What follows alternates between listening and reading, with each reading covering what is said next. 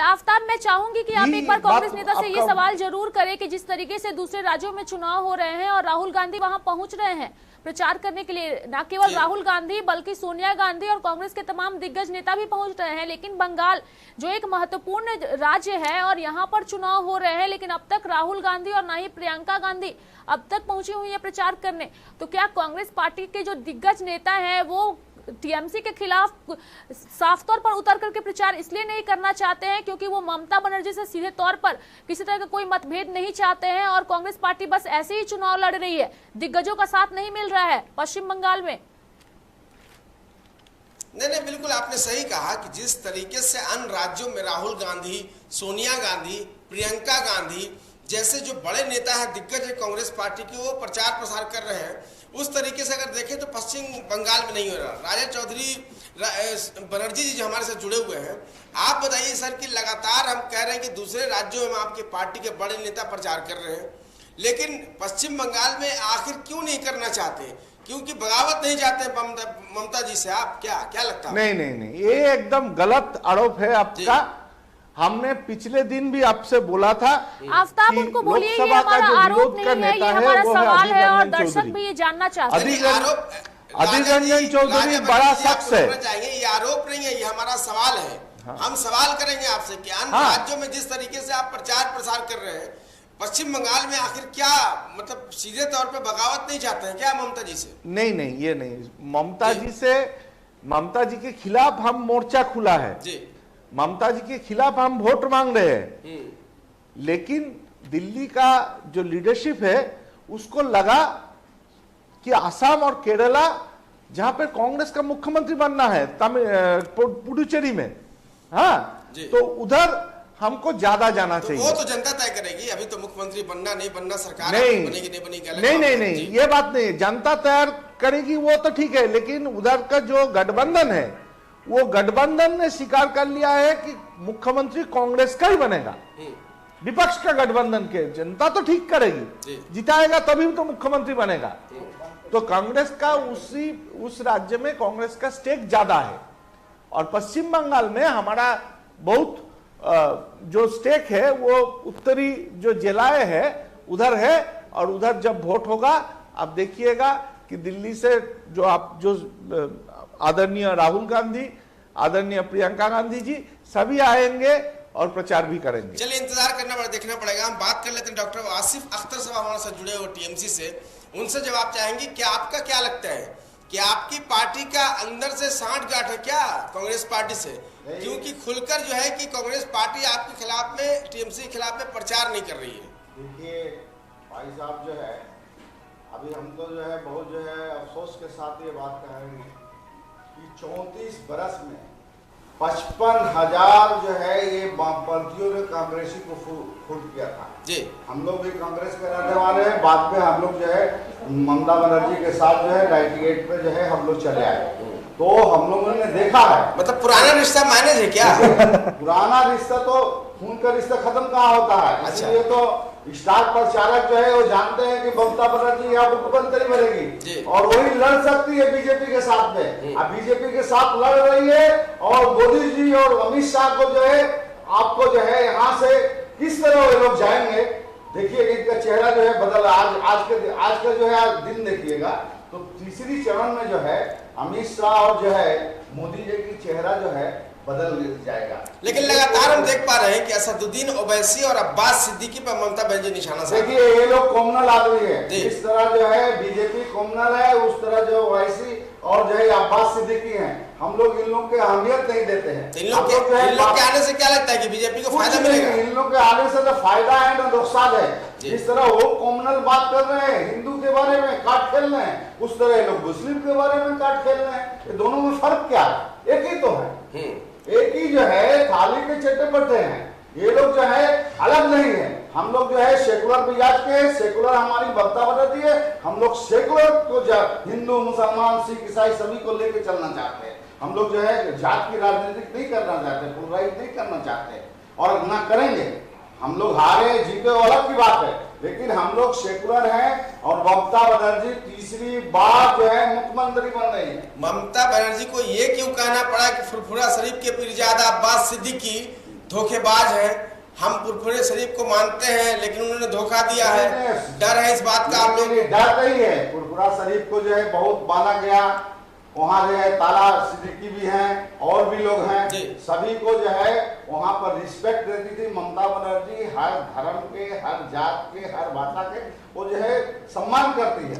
इसलिए जो है उनको दुख है कि जिस आदमी को हमने दिया, जिस तरह जो है हम लोग में से भाग रहे हैं, क्या नहीं दिया गया, मजा लिया लोग 10 साढ़े 9 साल जो है, अब उसके बाद जो है भाग गए हैं और जाने के बाद कह रहे हैं कि ममता बनर्जी गलत है, तो भाई को गलत है, ये गलत है। तो आप जो है ये समझिए, पब्लिक समझ गई है कि ये लोग जो है गलत तरीका के प्रचार कर रहे हैं और इसलिए हम लोग को पूरा भरोसा है कि इंशाअल्लाह हम लोग 2 मई को हम लोग सरकार बनाएंगे, हम लोग की जीत होगी। चलिए तो वक्त पता है। नीलेश उपाध्याय जी बीजेपी से हमारे साथ जुड़े हैं। नीलेश जी, आप पे आरोप लगा रहे हैं टीएमसी के नेता कि आप हिंदुत्व का कार्ड खेलते हैं। ऐसे में अगर असदुद्दीन ओवैसी और अब्बास सिद्दीकी अलग चुनाव लड़ रहे हैं, कह सकते हैं, तो कहीं ना कहीं भारतीय जनता पार्टी को इसका फायदा मिलेगा?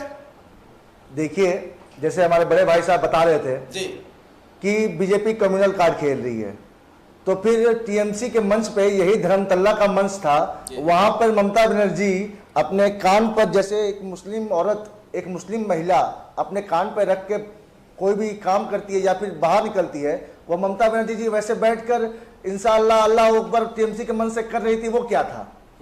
वो क्या था? मैं अगर हिंदू हूं और मैं जय श्री राम बोलता हूं तो मैं कम्युनल हूं, और ये एक हिंदू होकर एक ऐसे पहनकर जहां पे मन से, टीएमसी के मन से इंशाअल्लाह और अल्लाह अकबर कहती हैं, तो वो कम्युनल नहीं है। आप बताइए, ये कैसी दोहरी नीतियां अपना रहे हैं हमारे बड़े भाई टीएमसी के नेता?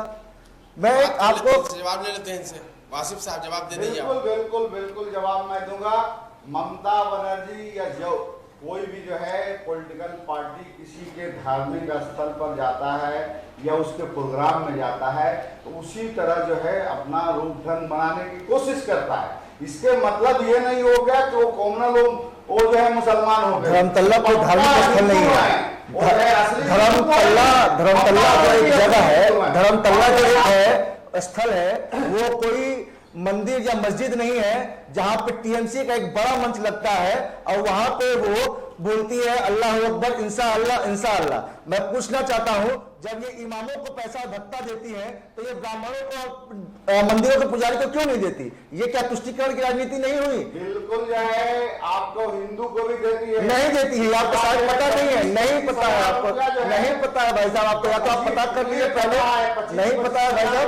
दुर्गा पूजा यहाँ दुर्गा पूजा आप देखिए, पश्चिम बंगाल के जिस राज्य की,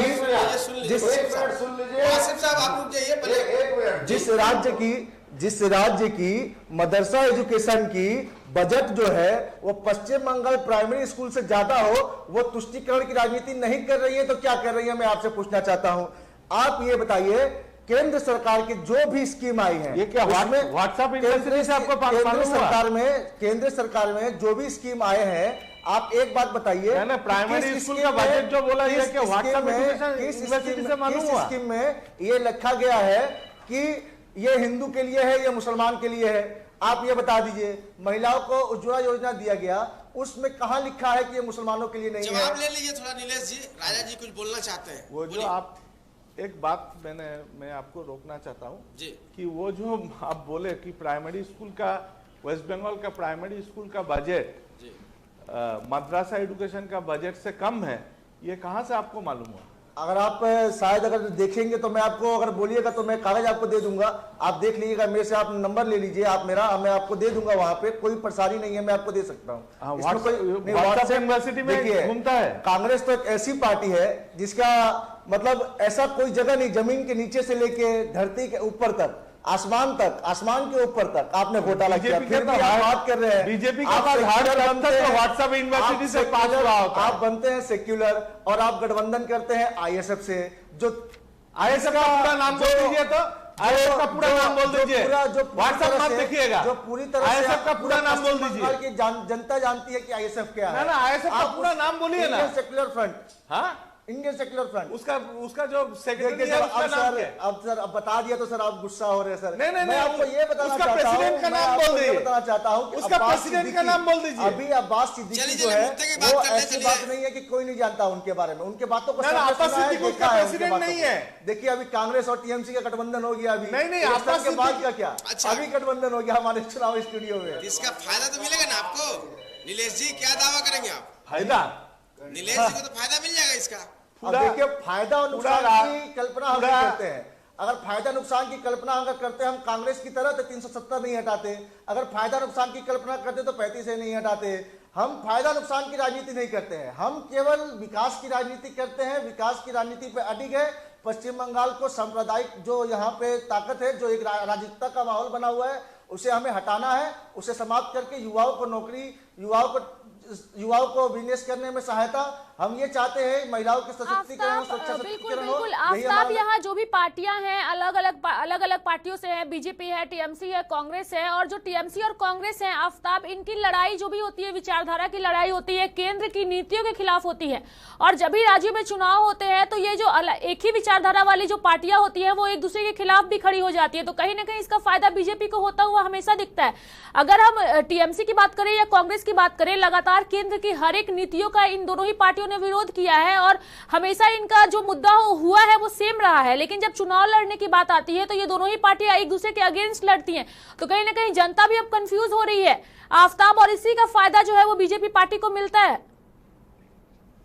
बिल्कुल आपने सही कहा। हाँ, ये सही कहा। जो जिस तरीके से टीएमसी के जो नेता हमारे साथ हैं और कांग्रेस के हैं, लगातार इनके कह सकते हैं कि जो मुद्दे हैं वो मिलते नजर आ रहे हैं। बीजेपी के मतलब बीजेपी ने साफ कर दिया कि दोनों गठबंधन एक तरह से कह सकते हैं हो गया। अब आने वाले वक्त में तय हो पाएगा कि आखिर होता क्या है। इसका कहीं ना कहीं बीजेपी को फायदा भी मिलता दिख रहा है। इसलिए कि एक तरफ असदुद्दीन ओवैसी की पार्टी है, अब्बास सिद्दीकी जो है वो भी चुनाव मैदान में है, कांग्रेस पार्टी के साथ है। तो ये तो तय होगा 2 मई को। लेकिन फिलहाल के वक्त में कहना होगा कि 31 तारीख जो 31 है विधानसभा इलाके, वहां लगातार मतदान जारी है और धीरे धीरे परसेंटेज में भी इजाफे हो रहे हैं। अब देखना है कि आगे कितना परसेंटेज बढ़ता है। फिलहाल जो है कि हम तीनों मेहमानों का शुक्रिया अदा करते हैं। आप लोगों ने स्टूडियो में हमारे साथ शामिल हुए, बहुत बहुत शुक्रिया आप लोगों का।